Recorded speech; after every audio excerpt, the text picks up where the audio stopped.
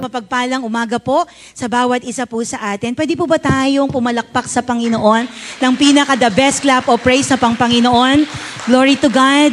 Salamat po sa Panginoon for bringing us in this place para po tayo ay sama-samang umawit at magpuri sa kanyang banal na pangalan. Amen po ba? Sino po sa inyo dito nagpapasalamat sa Panginoon kasi malakas siya ngayon? Taas ang kamay. Dinala siya ng Panginoon sa lugar na ito upang makarinig ng kanyang salita. Can I hear amen on that? So, purihin po ang Panginoon. Last month, pinag-usapan po natin, no, yung ating pong topic po nung nakaraang buwan is able to devote. Nakita natin sa Acts 2, no, kung ano po yung naging deboto. Saan naging deboto yung mga Christian during that time? Yung mga early church, no? Saan sila, ano yung pinaglaanan nila ng pansin? Saan sila tumutok? And today po, we are privileged because meron po tayong bagong series. At ang ating series is Able to Live in the Right Way. Amen? No? Ayun po yung ating series ngayon. And we are going to talk about Live to Please God. Sino sa inyo dito kung meron siyang panalangin sa Panginoon? Lord, gusto ko pong mamuhay, gusto ko pong mabuhay nang piniplease ka sa buhay ko. Taas po ang kamay. Lahat ng gustong mapangiti ang Panginoon sa buhay niya. Amen? Purihin po ang Panginoon. Kapag tinatanong po yung mga Christians, no, paano nila maipapakita ang pagmamahal nila sa Diyos or paano nila mapiplease ang Panginoon, maybe some of us can say, Pastor, nagpupunta naman ako sa church every Sunday. Ayan. Pastor, umaati naman po ako ng mga activities ng simbahan. Nasa LYA ako, nasa prayer works ako, nasa kung saan activities ng simbahan. Maybe some of us can say, doon daw nila maipapakita yung kanilang pagmamahal or yung kanilang paggalang sa kanilang Diyos. Or maybe, pag tinanong mo ang isang mananampalataya, paano mo maipapakita na ikaw ay nagmamahal sa Diyos? Maybe some of us can say, Pastor, nagpi-praise and worship ako sa buhay ko every day. Umaawit ako ng mga awit ng pagsamba. Umaawit ako ng pasasalamat sa Panginoon. Yun po ang sabi ng ilan. Or sabihin natin, nung tinanong ang ilang mananampalataya, paano mo maipapakitang mahal mo ang Diyos? Pastor, ano po ako? Tawag dito, tapat ako pagdating ko sa tithes. Hello? May kausap po ba ako ngayon? However, we need to go back to our model on how He expressed His love towards His Father. Kailangan po nating balikan sino modelo. Anong ginawa niya? Paano niya pinakita ang pagmamahal sa tatay? No? Balikan po natin yon. He did this in a way any loving son would love his father.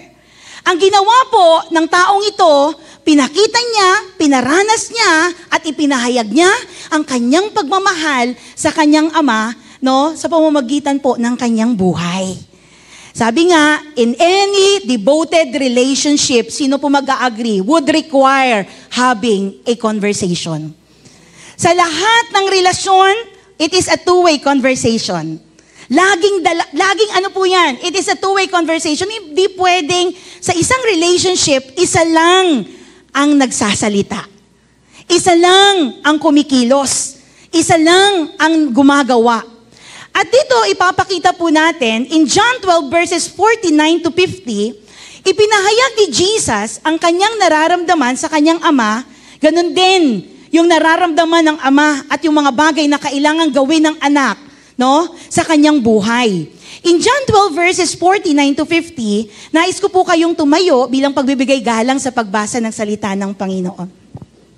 Sige po, sabi po ng 49, I'll be reading 49 and you are going to read verse 50. Sabi po ng 49, For I did not speak on my own, but the Father who sent me commanded me to say all that I have spoken. No? Kayo po sa verse 50, 1, 2, ready, begin.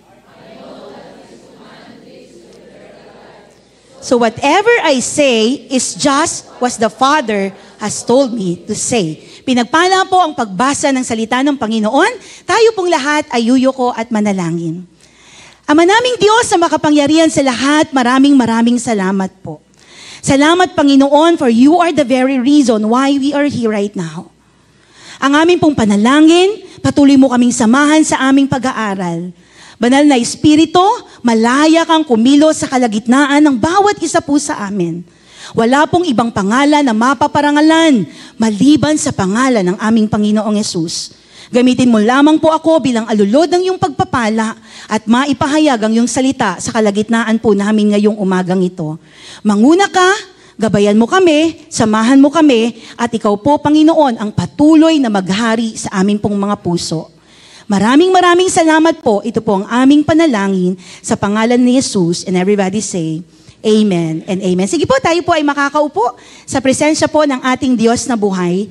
Yung passage po na ating binasa ay patunay lamang po na ang Panginoong Yesus nakikipag-usap siya sa kanyang tatay. At ang sabi niya, hindi siya nagsasalita ng mula lang sa kanyang sarili. Bagos, ang ama na nagsugo sa kanya ang nag-utos kung ano yung mga bagay na sasabihin niya. Ito lang po ay patunay na sa kahit anong relasyon, it is a two-way conversation. Lagi po yan. Sa anumang relasyon, tatay sa asawa niyang babae, anak sa kanyang nanay, anak sa kanyang tatay, tatay sa kanyang magulang. Hello, may kausap po ba ako ngayon? It is a two-way conversation. Just to give you a wrap-up nung mga nakakaraang pinag-usapan natin, we talk about yung habits of the early church. At sinabi natin, one of the habits of the early church, walang iba kundi yung apostles' teaching. Why is it, isang preaching lang, thousands of people lumalapit kay Lord? Bakit isang preaching lang, 5,000? Isang preaching lang, 3,000? Isang preaching lang, hundreds of people, thousands of people, kinikilala si Jesus? Bakit? Because they focus on the very thing na mahalaga. And that is number one, apostles' teaching. No, they were devoted. They spent their time listening to the Word of God. They giving time sa pag-aaral ng mga salita ng Panginoon, meaning to say their loyalty when it comes in studying the Word of God, nandoon po. Kaya naman itong early church na ito, sinamahan po sila ng Panginoon. Ganun na lang, bakit sumabog, Pastor? Bakit napakadaming mga taong nakakilala sa Panginoon? It's simply because pumoko sila sa mahalaga. Sabi mo sa katabi mo, focus sa mahalaga. No? At yung number one na mahalaga, diniscuss natin last Sunday, first Sunday of the month of May, sabi natin, apostles' teaching. Can I hear amen on that? June pala, apostles' teaching. No? Pangalawa, they focus on fellowship. Very important. Pumoko sila sa fellowship. They love to share. No? Take note of this. Sabi ng Bible, everything. Meaning, pinag-aralan natin ng mga nakakaraan, nagbibenta sila ng kanilang mga ari-arian, yung mapagbibilan, ano ang ginagawa nila? Pinagsama-sama. Nung pinagsama-sama nila, kung sino may pangangailangan, ibinibigay nila sa mas nangangailangan. They love to share. Hello? Dito makikita yung generosity ng early church. No, hindi yung sa akin. Bagkus, pinakita nila on how the loving children of Christ can be devoted sa Panginoon by means of giving their what? Anumang bagay na meron sila sa kanilang buhay. Fellowship. We talk about, saan pa sila naging devoted? Prayer. You remember, Coach Beth, discuss about prayer, the importance of prayer. They love to pray together, bringing to the feet of Christ everything, Ginagawa po nila yon. At gusto kong ipaalala sa atin, in relation to our topic for this morning, yung isa sa pinakamahalaga, according sa Acts 2, 4 sa pinakamahalaga na sinabi ng Panginoon, pukusan nyo to. Pag pinukusan nyo to, I wanna tell you, there's gonna be a change sa buhay ng bawat isa. And that is breaking of the bread. Hello? Pastor, anong relevance niyan? Anong kinalaman niyan sa mamuhay ako ng maayos at malinis sa harapan ng Panginoon? Napakalaki. Tingnan po natin. Sabi ng Bible, sabi dito, breaking of the bread meaning communion. Sabi nila, siguro nasanay tayo, every Sunday, Pastora, right after ng worship, breaking of the bread na. Kakain na tayo ng communion. Mamaya natin gagawin. Dahil gusto ko pong maunawaan at maintindihan natin the importance of breaking of the bread sa buhay po ng bawat isa po sa atin. This is how they devoted themselves to the Lord. Just to give you a brief history, marami pong mga mananampalataya sa panahon po natin ngayon, they eat the communion, they participate the Lord's Supper, yet they not totally grasp the freedom which the meals of remembrance can bring. Nagpa-participate sa pagkain ng tinapay at pag-inom ng cup na kung saan nagre-remember sa kamatayan at muling pagkabuhay ng ating Panginoong Jesucristo. Yet, hindi po nila nakukuha yung binibigay na benepisyo ng communion sa kanila pong mga buhay. Nakikibahagi sa the Lord's Supper, but still can compromise. Nakikibahagi sa the Lord's Supper, but still can live in a worldly lives. Nakikibahagi sa the Lord's Supper, but still doing unholy things. Hello, may kausap po ba ako ngayon? Ibig sabihin, yung ginagawa po natin every first Sunday of the month, it's not just an event, but it is a lifestyle. And the title of my message this morning, Event or Lifestyle? Kasi alam niyo po, ang communion is not a one-time event, but it is an everyday life event ng ating pong mga buhay. Sabi ng iba, Pastor, that's basic. Yes, this is one of what? Ito po ay isa sa mga ordinance ng simbahan. When we say ordinance, law ng church. Wala po kayong makikita ng mga Pentecostal churches na hindi po at wala pong ganito. Mostly of the churches, meron po silang ordinance nito. Ang one of the ordinance of the church is yung ating pong tinatawag na baptism. Who among you here na baptized? Taas po ang kamay. Lahat ng nawawater baptized, salamat po sa mga kamay na nagtaas. Sino ba po ang hindi nawawater baptized? Taas po ang kamay. Meron pa. Meron pa po tayong mga hindi na water baptized. One of the ordinance ng church is a water baptism and one of is this. Yung ating pong Lord's Supper. So tingnan po natin, all the basics, sabi ng iba, but we need to have a brief review of its origin in the Old Testament. Ano ba to? Is it event or a lifestyle? Kung babalikan po natin ang kwento ng mga Israelita, the nation of Israel was in slavery to Egypt. Sino po sa inyo nakakatanda? Nasa pangunguna po sila ng Egypt, pangunguna ng Paraon, ng Pharaoh. At ang Panginoon, the Lord brought judgment to the household, in the country, into the entire,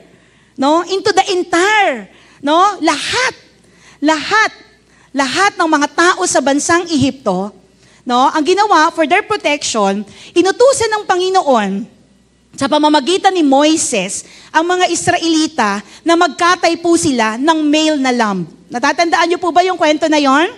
Magkatay sila ng unblemished male lamb. Or yung tupa na walang, yung tupa na malinis, yung walang bahid kahit anong, hindi siya pilay. Yun ang sabi ng Panginoon. Or wala siyang sakit. Sabi ng Panginoon, magkatay. And the instruction was, yung dugo, ipahid sa pintuan ng kanilang tahanan. Both sides ng kanilang pintuan, magpahid ng dugo. At ang sabi ng Panginoon, pagkatapos yung kumuha ng dugo na ipapahid, iluluto ninyo yung lamb at pagkatapos kakainin. That was the instruction. Going back, yung tahanan po na walang pahid ng dugo, yung tahanan na may pahid ng dugo, yung kanilang mga panganay na lalaki, hindi mamamatay. Do you remember the story? Pero, yung tao, ay yung tahanan na walang pahid ng dugo, mamamatay lahat ng panganay na lalaki ng buong bansa. Ito na. Every household with that blood covering was passed over. Lahat ng may dugo, mapapass over. Ibig sabihin, lalagpasan ng kamatayan. And we know the story. Lalagpasan ng kamatayan yung panganay na anak. They will remain protected. no? Mananatili po silang protected, walang mamamatay. Kasi bakit? No? Namatay ang lahat ng panganay. We know the story. Namatay lahat ng panganay, nagtangis ang buong bansang Egypt during that time. Na yung mga Israelita lang naman ang ng Panginoon. Kaya lang nandun sila sa bansa ng Egypto during that time. Yung dugo ng pintuan, yung walang dugo ang pintuan, lahat sila nagkamatayan ng panganay na anak na lalaki. At sa pangyayari pong ito, nagdala po ito kay Pharaoh to release the children of God. Para sila ay palayain from slavery. Para sila ay palayain sa pagkakaalipin. And they began their journey to the promised land. Do you remember that? Sino po sa inyo nakakaalala? Bakit sila papalayain ng Panginoon? It's been a long time. Na ginawa silang machinery. Ginawa sila, yung katawan mismo nila ay ginawang machine. Human machinery ng Egypt. Bakit? Yung gumagawa sila ng mga titisain nila para gawing mga building at mga paan nilang ginagamit. Buong katawan nila, day and night, pinagtatrabaho, pinapagod. Kaya sabi ng Panginoon, papalabasin ko kayo dyan, tatanggalin ko kayo dyan. Ayoko nang makita yung ganyang kalalagayan. Because of katigasan ng ulo, kaya nangyari sa kanila. Inaalala po nila itong event na ito every year. At ang tawag po nila dito in the Old Testament is yung Feast of Passover. Nagigets po natin? Or sa Tagalog, Pista ng Paskwa.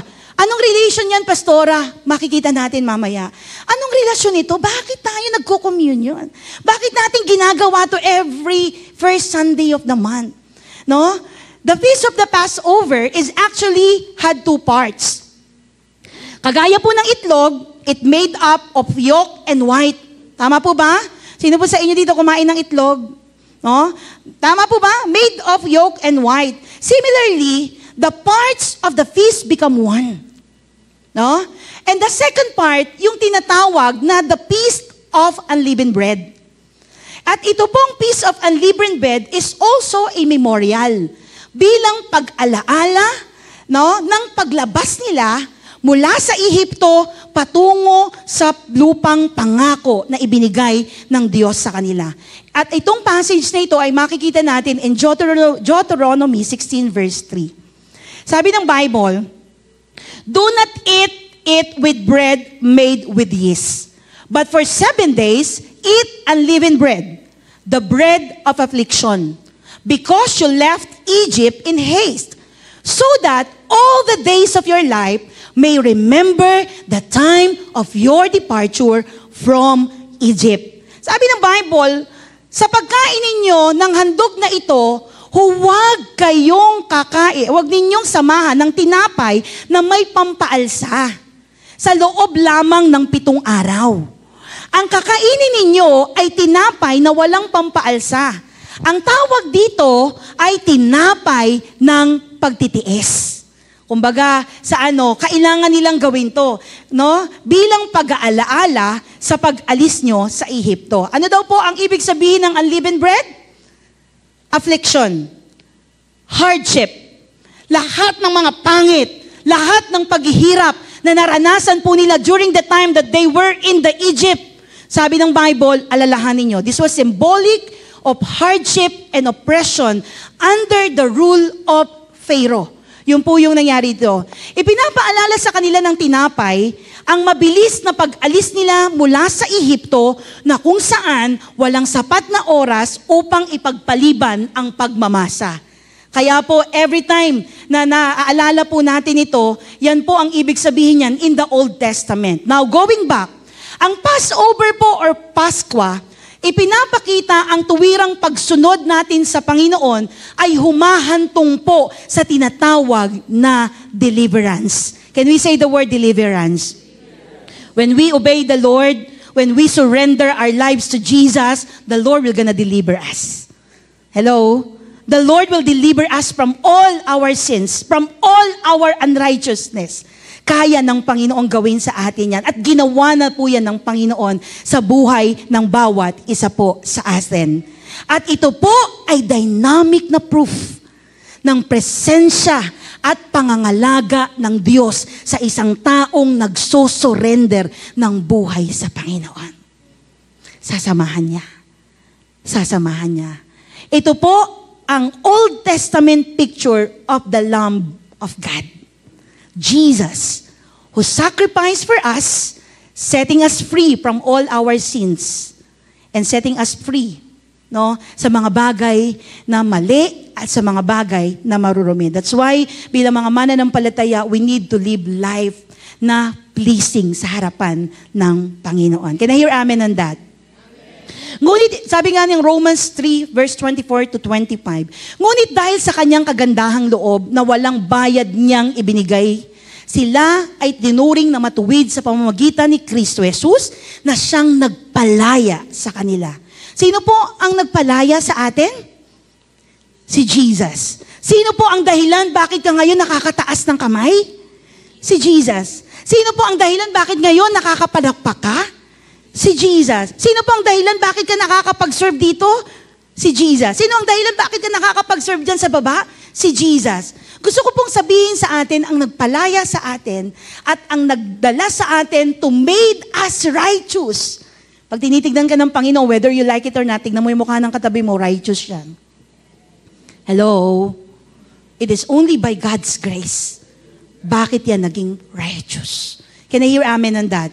Siya ang inalay ng Diyos bilang handog upang sa pamamagitan ng kanyang dugo ay mapatawad ang kasalanan ng lahat ng sumasampalataya sa Kanya. Ginawa ito ng Diyos upang patunayang siya'y matuwid. Sapagkat noong unang panahon ay nagtitimpi siya at pinagtitiisan ang kasalanang nagawa ng mga tao. Kung titignan po natin at babalikan po natin the Old Testament, grabe po yung pagtitimpi ng Panginoon. Tama po ba? Pero alam niyo po mga magulang at mga kapatid, grabe ang Lord. Through Jesus' death, God passed over. God covered our sin, no? Saving us from judgment. Kaya ka nandito ngayon dahil po sa kamatayan ng ating Panginoong Jesucristo. Sino po sa inyo dito nagpapasalamat kasi may namatay at nagbayad para sa'yo na dapat ikaw ang mamatay at magbayad para sa kasalanan mo? Can I see hands right now? Pwede po ba nating palakpakan ng the best clap of praise ang ating Panginoon sa oras na ito? Kapatid, ang mahal ng pinambayad sa atin. At ang pinambayad po sa atin ay buhay. Buhay ang pinangbayad para ikaw at ako ay magkaroon ng kalayaan mula sa ating pong mga kasalanan. Yan po, ang tawag po dyan ngayon sa panahon natin, Lord's Supper. The Lord's Supper. The new supper was to celebrate our new life as Christian. No? Upang ipagdiwang ang ating bagong buhay mula nung tayo ay tumanggap bilang Kristiyano. No?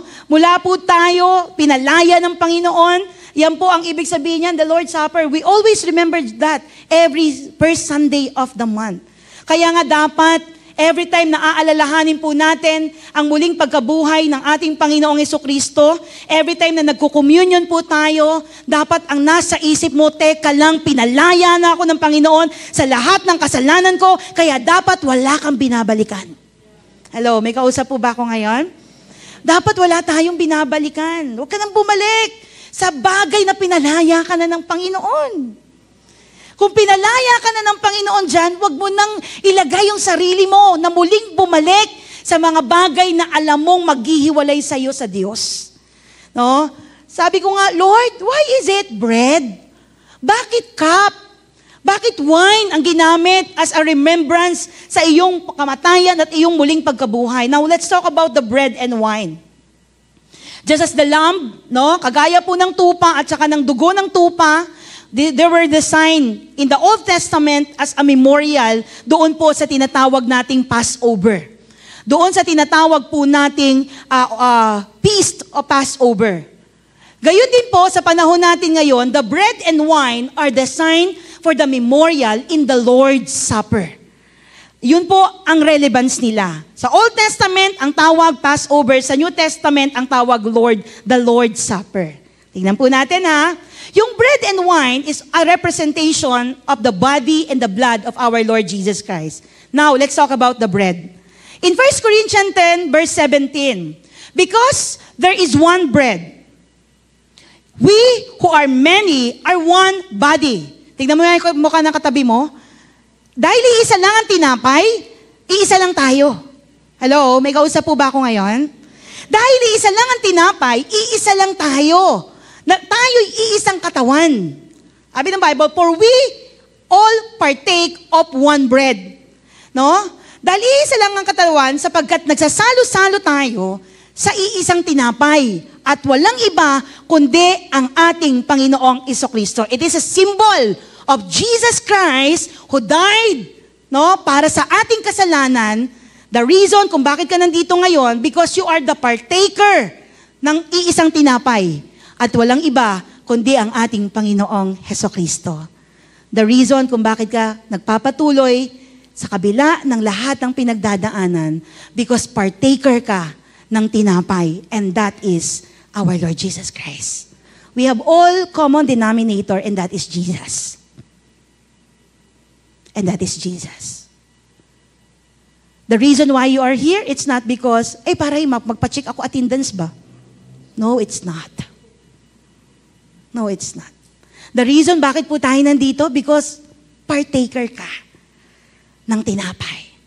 At ang tinapay ng buhay, walang iba kundi ang ating Panginoong Jesucristo. Palakpakan mo ang Panginoon sa umagang ito. Hello. In verse 17, it says, because there is one bread, we who are many are one body. For we are all partake of one body. Kaya nga, pag nasasaktan niyang katabi mo, dahil iisang katawan lang tayo, hindi ka papayag na ikaw ang magiging dahilan para masaktan niyang katabi mo. Hello. We are one in the body of Christ. Iba-iba lang ng function. But brothers and sisters in Christ, stop hurting one another. Stop saying words that breaks up yung mga taong nakapaligid sa atin. Stop. We are one body. We are partakers of one bread. Now, anuman ang i-spill mo sa kapwa mo, babalik sa'yo. And it spills, magbabounce back. Kaya nga bilang mga anak ng Panginoon, ingat ka dapat sa sasabihin mo. Hello? Huwag kang mag-ano ng hate. Huwag kang magtanim ng hate. Believe me, mahihirapan ka. Gaya ng binanggit po natin kanina, yung unleavened bread is a symbol of hardship na naranasan nila sa kamay ng pero ito ang nagdala para sa kanilang paglabas mula sa paghihirap, mula sa hardship na yon. Ito po yung larawan na kung saan ang buhay po natin dati sa ilalim po ni Satanas is meaningless. Sino po sa inyo mag-a-agree po sa akin? Yung buhay mo dati, walang saysay, walang kabuluhan, taas ang kamay. Parang nasa hangin. Nasaan kaya ako, Jesus, kung wala ka? Di ko na malaman saan ako pupunta. Marahil nasa hangin pa ako, di alam kung saan ang tungo. Nung malayo ka sa Panginoon, ganyan buhay mo. Malayo sa kalooban ng Diyos, gumagawa ng mga bagay na pansarili, gumagawa ng mga bagay na gusto lang niya, pero hindi kalooban ng Panginoon. That's how our life, na nasa kamay pa tayo ni Satanas. Buhay natin before, sa kamay ni Satanas, unfulfilling. Sino sa inyo, maraming na-fulfill nung nasa mundo pa siya?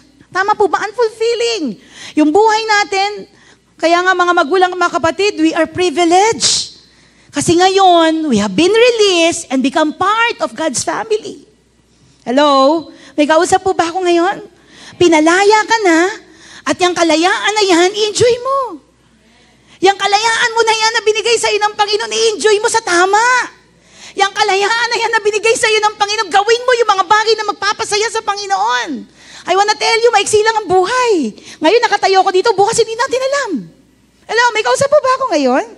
Gusto ko pong ipaalala sa bawat isa po sa atin, may kalayaan ang binigay sa iyo ang Panginoon. Huwag mo nang dumihan yung sarili mo. It's simply because you want na mapasaya yung mga taong nakapaligid sa iyo. No way. Pinalaya ka na ng Panginoon. Church, ang tinapay, ang magpapaalala sa atin that we are being released and part of God's family. At ang nakakatuwa, hindi lang, alam niyo po yun, nagkaroon ka ng kapatid na pwedeng maging share, makasharean mo ng burden. Pwede bang tignan mo yun, nasa kanan mo at nasa kaliwa mo.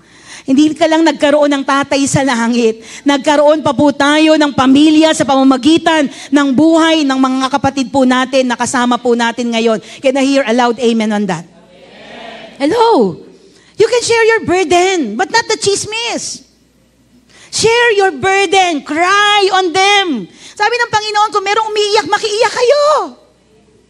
Kung merong nagsasaya, makisaya kayo. Hello, may kausap po ba ako ngayon? Kaya nga, it is a reminder for all of us, yung oneness natin sa Panginoon. We are one. We are one. Kaya kung mag-iisip ka ng masama sa isang kapatid mo, you are one. Hello? May kausap po ba ako ngayon? It's all start with mind. Pag naisip na, tapos sinundan pa ng nararamdaman. Hello? Nagsanib puwersa, oo nga, kawawa naman ako, pinagtulungan nila ako, ayoko na nga dyan. Hello? May kausap po ba ako ngayon? That's Satan. That's the tactic of Satan. Sometimes hindi natin napapansin. Pero gusto kong ipaalala, the bread remind us that we are one in Christ. Kaya pag nasasaktan yan, masasaktan ka. Pag masaya yan, makikisaya ka. Can I hear amen on that? Every time na tayo po ay nagko-communion, kumakain ng tinapay, nakikipag-isa po tayo sa Panginoon. No? Nakikipag-isa po tayo sa Panginoon. Why the wine? Pastora, anong kinalaman yan sa buhay natin bilang mga mananampalataya? Paano natin mapiplease ang Panginoon? Number 2, why the wine? The cup. Sabi po ng 1 Corinthians 11 verse 25, in the same way, after supper, he took the cup, saying, this cup is the new covenant in my blood. Do this whenever you drink it in remembrance of me. As demonstrated in the feast of Passover, brothers and sisters in Christ, our sin were passed over or covered through the blood of our Lord Jesus Christ. Kaya nga bro, pag tinitignan ka ng Panginoon, hindi na ikaw ang tinitignan ng Panginoon, but the righteousness of Christ through the blood of Jesus Christ, yun na ang tinitignan ng Diyos. Every time we communicated on Him. Hello, may kausap po ba ako ngayon? Kaya ako, pag tinitignan ako ng Panginoon, it's not yung kasalanan ko. It's not yung mga bagay na nagawa ko in the past. But every time the Lord is looking unto me, ang tinitignan na ng Panginoon, teka lang, may namatay. At yung namatay, nagbayad. Yung nagbayad, buhay ang pinambayad. Dugo ang pinambayad. That's why, pag tinitignan tayo ng Panginoon, ang nakikita niya na walang iba, yung ginawa ni Jesus 2,000 plus years ago sa krus ng Kalbaryo. Hello? May kausap po ba ako ngayon? Dapat ako Dapat ang magbabayad tayo. Pero salamat sa Panginoon, may nagbuwis ng buhay, alang-alang sa isang taong palamura. Nung bata siya, nakagaya ko, makasarili, tao na hindi nag-iisip sa iba, pero alam niyo po yun, hindi iniisip ang iba, kundi ang puro sarili. Alam niyo po, dati ganun tayo. But ngayon, unti-unti po tayong binabago ng Panginoon. We are passed over. We are covered through the blood of our Lord Jesus Christ. Because we are now part of God's family, sabi ng Bible, He has a covenant, new covenant. Kaya nga pag tinaas na yung cup, mamaya, Lord, it is a remembrance of your new covenant. Can we say the word covenant? Pag tinaas yung cup, covenant to ng Panginoon Na parang sinasabi, there's unbreakable promises. Hello? Nakausap po ba ako ngayon?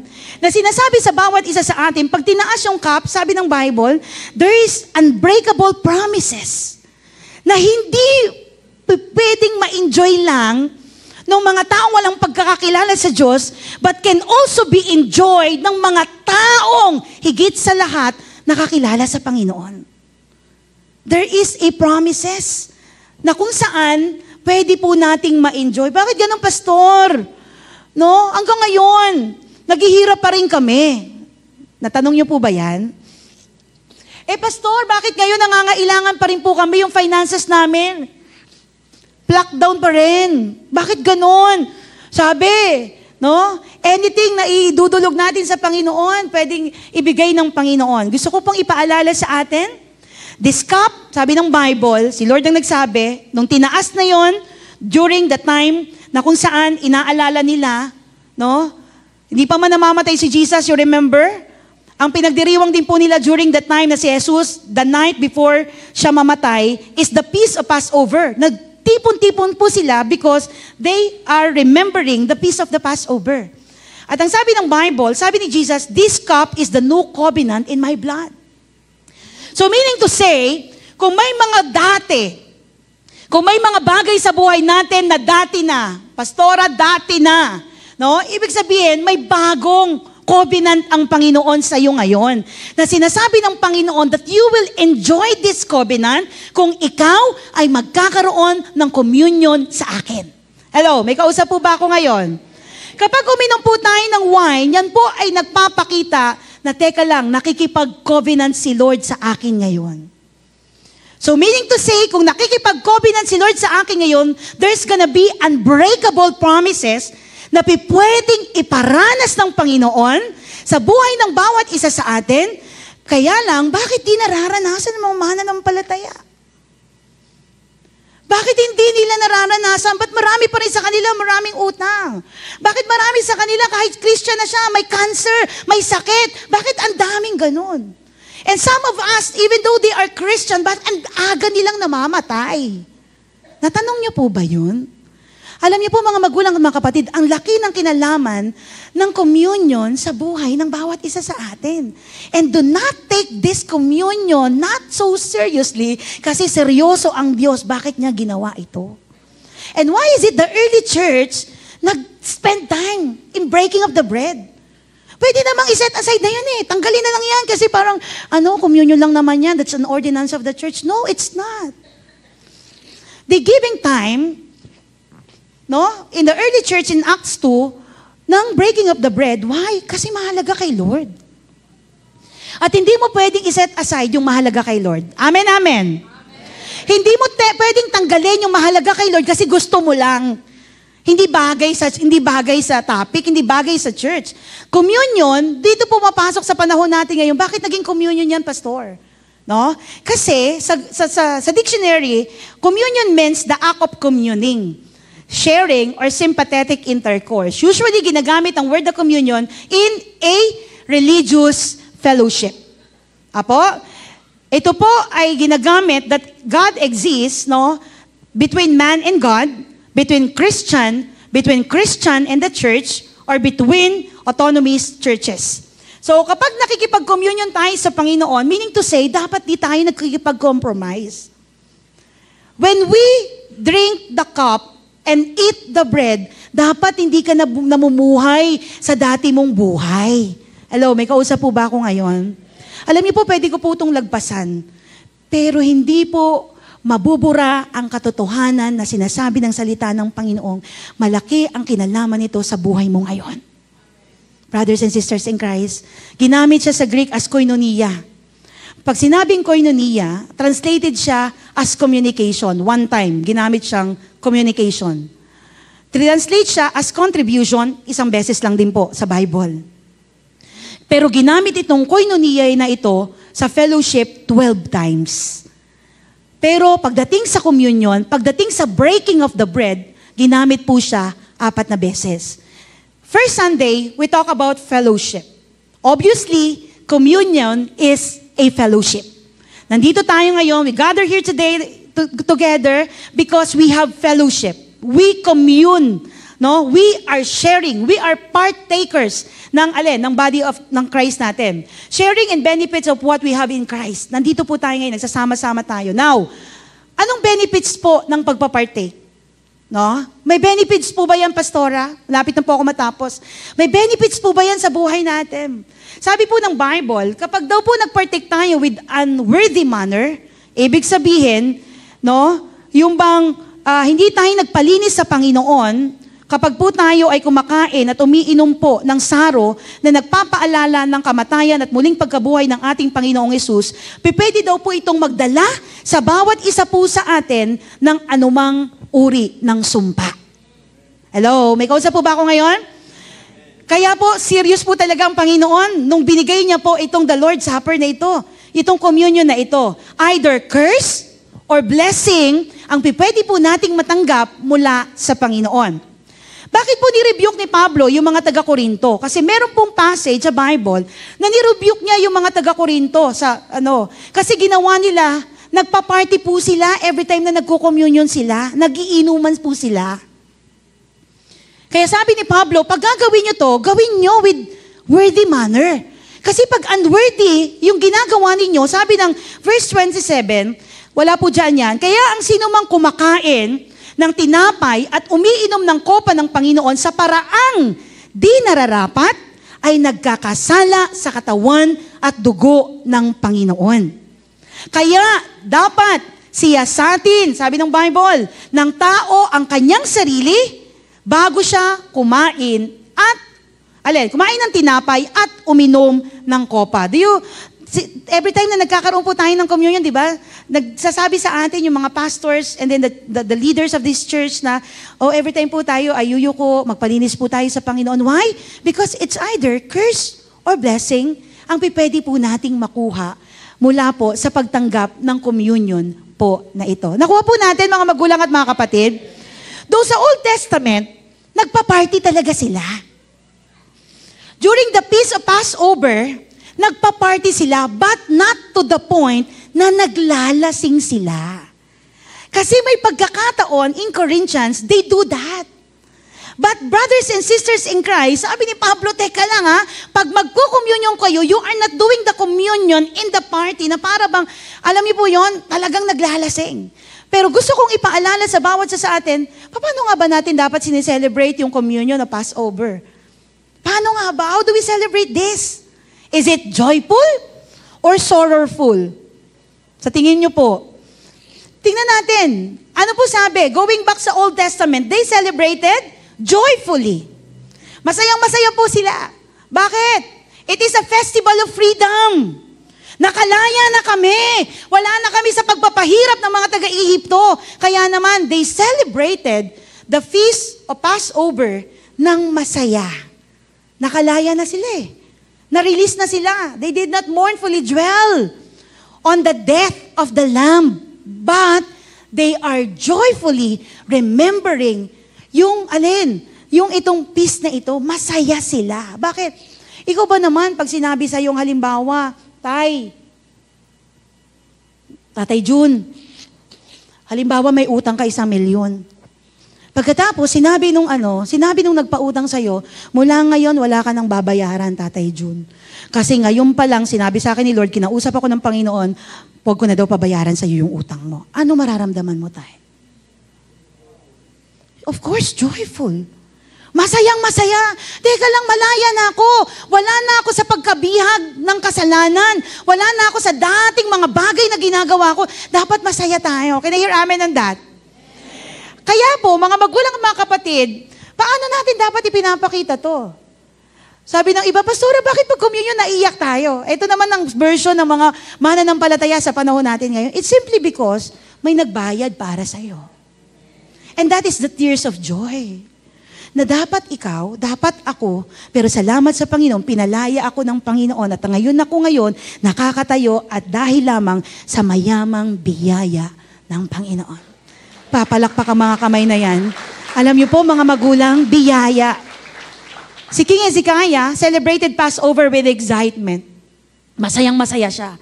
In 2 Chronicles 30 verse 20, sabi dyan, nung sineselebrate nila yan, they celebrated the Feast of Unleavened Bread with great gladness. Ang term na ginamit, great gladness, masayang-masaya. How do we express our great gladness? Oo nga po Opo. Ganyan po ba yung mukha ng mga great glad? Tignan mo nga yung mukha ng katabi mo. Paano yung great gladness?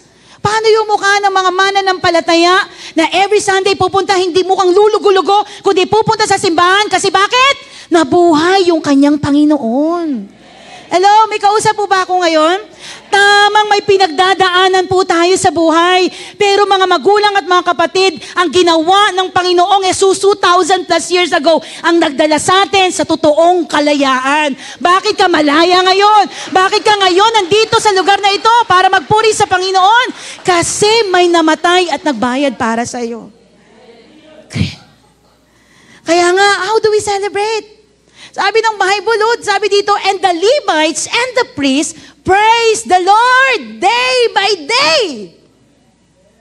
Day by day. So, meaning to say, Pastora, kahit may problema, nagpupuri, nagpapasalamat sa Panginoon, yes! And we are the priests of this generation, whether you like it or not. Because the righteousness of Christ, dinamit sa'yo, klinot sa'yo, pari ka, whether you like it or not. Tingnan mo yung mukha ng katabi mo, mukha bang pari yan? Hello? May kausap po ba ako ngayon? Dahil nakadamit yung pare, hindi lang si pastor ang dapat nagmumukhang pare. Hindi lang yung life group leader ang nagmumukhang pare. Kung nakadamit sa'yo yung righteousness ni Jesus, pag tinignan ka ng kapwa mo, teka lang, pari yan, libita yan. Hello, may kausap po ba ako ngayon? This is how the Lord wants us to live pleasing to Him. Namumuhay po ba tayo ng ganun? Sabi ng Bible, they singing to the Lord, accompanied by the loud instrument, why they worship? Why despite of mga pinagdadaanan, nagpupuri at nagpapasalamat sa Panginoon? Kasi bakit? Yung pare, yung lebita, nagpupuri sa Panginoon sa kabila ng lahat. Bakit? Kasi maliwanag po sa kanila yung pinagdiriwang nila. Sige po, palakpakan niyo yung Panginoon. Pag maliwanag sa'yo, bakit ka nagko-communion? Oo nga, Lord. Hindi ako mamumuhay. Pag Monday, nasa kaaway. Pag Sunday, na kay Lord. Pag Tuesday, nasa kaaway. Pag Sunday, na kay Lord ulit. Hello, may kausap po ba ako ngayon? Mga magulang at mga kapatid, this is more than just a communion. The Lord has a covenant to you. At yung covenant, hindi natatapos pag linggo lang. Ang covenant ng Panginoon, hindi natatapos pag-araw ng pagsamba lang. But the covenant of the Lord, nangyayari every day ng buhay natin. And that's the covenant of God. Lord, kaya ang tanong ko ngayon, yung inyo po bang communion, is it a lifestyle or a one-time event? Kasi pag maliwanag sa'yo, na event lang yan, I am done, tapos na po ako. Kung tinitignan po natin, one-time event lang yan, di ka talaga lalakad sa holiness. Maniwala po kayo sa akin. Magpapatuloy ka talaga living into the worldly and sinful life. Pero pag maliwanag sa'yo, this is a lifestyle. Your communion with the Lord, and the Lord has a covenant to you, di ka lalakad. Hindi ka mananatili sa buhay na marumi. Hindi ka mananatili sa buhay na malayo sa kalooban ng Panginoon. Never. Lalakad ka ng may kalinisan. Hindi ka compromiser na mananampalataya. Okay lang. Napapatawad naman ang kasalanan. Hindi ka Kristiyano paglinggo lang. But being a disciple of Christ is a lifetime commitment. Na Lord, sige nga, makita ka sa buhay ko. Lord, sige nga, imold mo nga ako sa pagkataong gusto ko. Kasi, lalo na yung dati, hindi ka nga napagsasabihan, pero the more na nakikilala mo ang Panginoon, the more na nagpapamold ka. May mga tao nagre-rebuke sa'yo, nagagalit ka. Tapos, i-chismis mo nang hindi totoo. Pero dapat, the more na nakikilala mo ang Panginoon, the more na nagpapaayos ka sa Panginoon. Just like the potter sa kanyang clay. God is our potter. Jesus is our potter. And we are just a clay. Sabi ng Panginoon, okay, imomoldi ko to kasi medyo impatient siya doon sa talagang ititest ko yung pasensya niya. tignan ko lang kung how he or she is responding on this. Imumold ko to doon sa pagkataong gusto ko. Teka lang.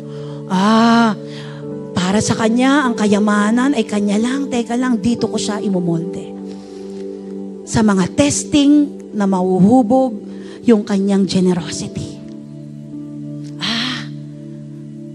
Itong taong ito, compromiser. Huwag ka tumingin sa katabi mo, hindi yung katabi mo yun.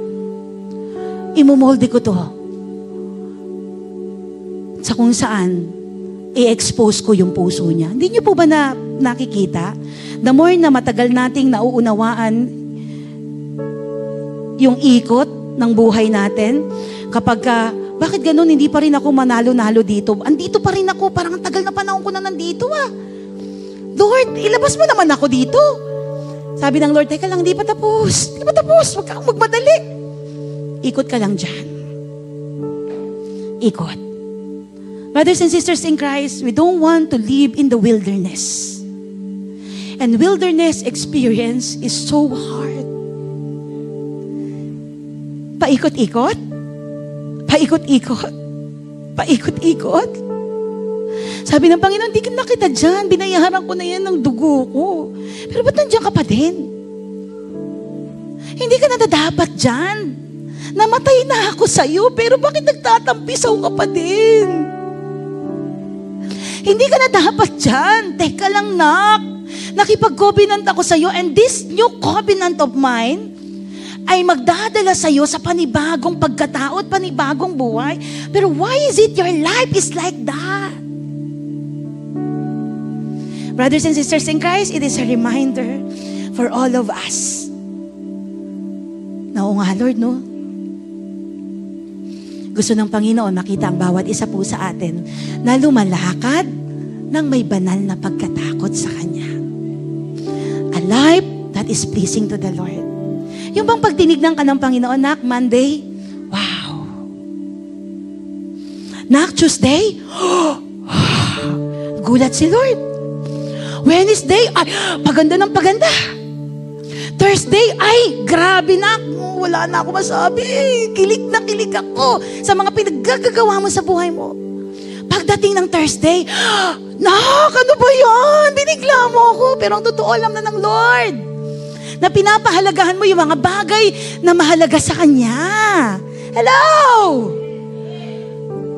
Huwag po nating hayaang mamuhay tayo ng laging damdamin yung ating pinapairahan.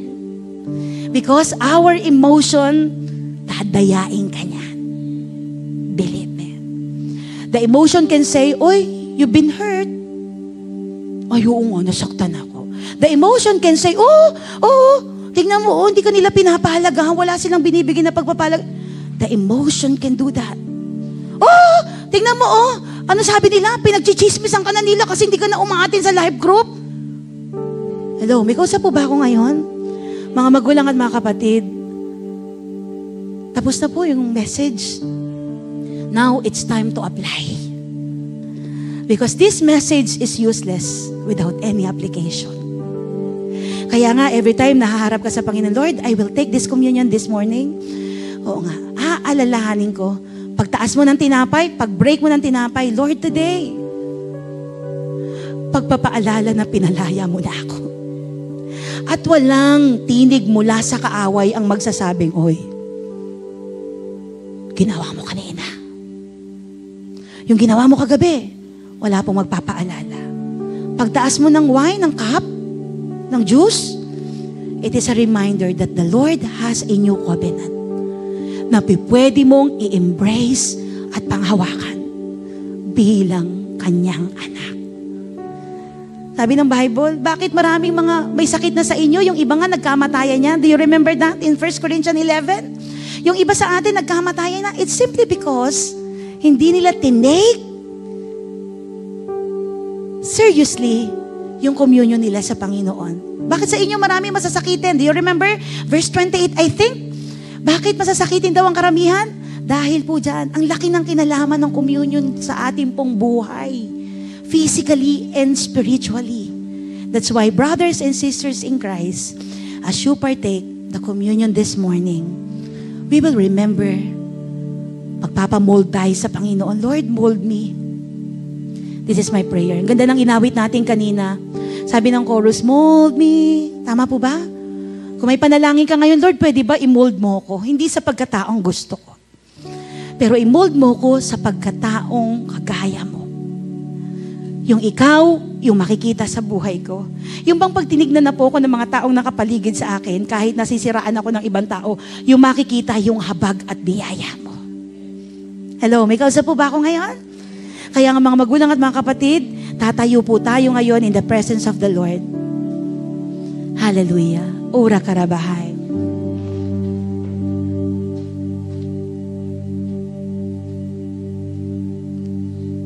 We need to live a life pleasing to the Lord. Yung bang pag tinignan ka ng Panginoon, nak, I'm so proud. I'm so proud na lumalakad ka ayon sa katuwiran at ayon sa kabanalan ng mayamang biyaya at habag ko. As you close your eyes and bow down your head right now, let's continue to contemplate to the very word of the Lord. Lord, change mo nga ako. Kung may mga bagay sa buhay ko, Panginoon, nakikita ka na hindi mo kalooban at hindi mo gusto, right now in the name of Jesus, Father, cleanse me. Purify me, Lord. Clean my heart. Clean my mind. For me, oh God, to be able to continue, Panginoon, yung lakarin ko, Panginoon, ng may kabanalan sa iyong kalooban, Panginoon. Right now, as you close your eyes, let's continue to seek the face of the Lord. Patuloy ka na magpasiyasat sa Panginoon. Patuloy po natin na isurrender yung buhay natin sa Panginoon, because only surrendered life can live and enjoy the new covenant of the Lord sa kanyang buhay. Ora karabasi karababababahay. Let's all, hallelujah, sing this song from the bottom of our hearts right now. I know for sure all of our days, oh God, in your hand, crafted into your perfect plan.